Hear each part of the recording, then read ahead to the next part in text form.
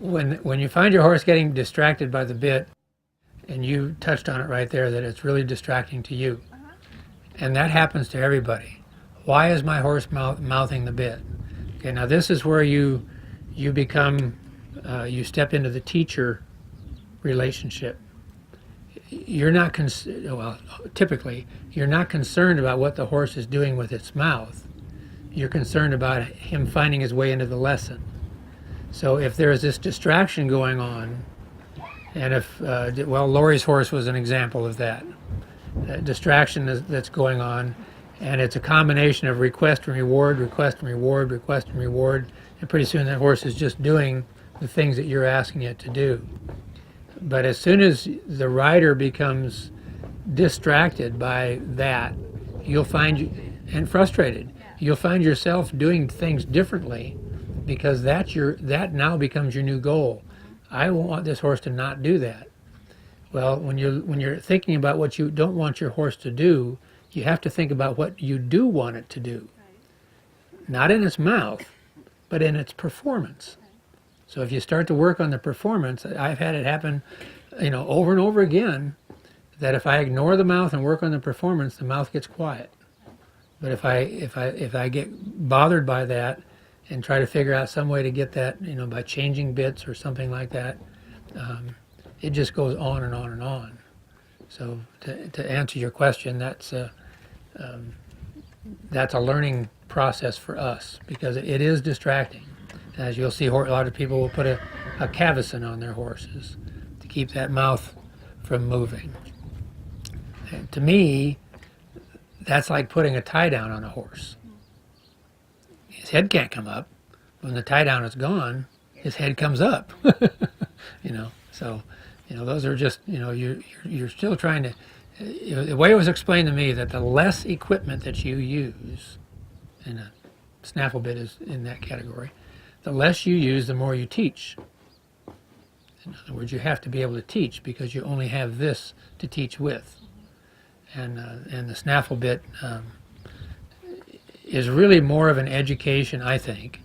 You see all the young horses being started with snaffle bits, because it's less, there's less pressure involved. It's just not as complicated as having a sophisticated bit in the horse. But the snaffle bit is really the education for the rider, because when your hands are at the point that you can educate your horse in the snaffle, when you can rein, you take a horse that doesn't know how to rein, and you can rein a horse in a snaffle bit, you have now taught the horse a lot. But if you felt like you needed to go into some kind of a curb to get a better rein on the horse, then there's some chapters missing in your lesson plan. So the snaffle bit, just what I mentioned a little while ago about these Spanish bits, it's the edification of the horseman when you go up into bits. And like in the reining world, there is always a difference with whether you have a leather curb strap or a chain curb strap. And the judges pay attention to that. So all of that stuff that you do, this is where it all comes from. This is why the lessons that we're doing this weekend or this week can be just monotonous and seem like they don't go anywhere. But there is something really, really rewarding waiting for you if you'll spend the time doing it. Because it's as frustrating as it is, as that all starts to come together, you'll find you have a different relationship with your horse. So I feel for you as the lesson goes on this weekend, if he's bothered by that, but just put it out of your mind and work on the decisions of his feet. Everything that you ask of your horse comes from your hands to the reins, to the bit, to the brain, but it ends up in the feet. That's where it all ends up.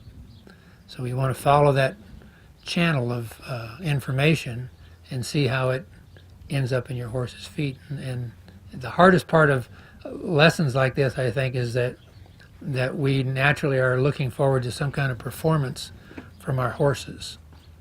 In this beginning stages of this, you don't see much performance. And you can find yourself getting, well, my horse doesn't do that, and it's not fair that Margot has that other horse that already does it. Yeah, Margot.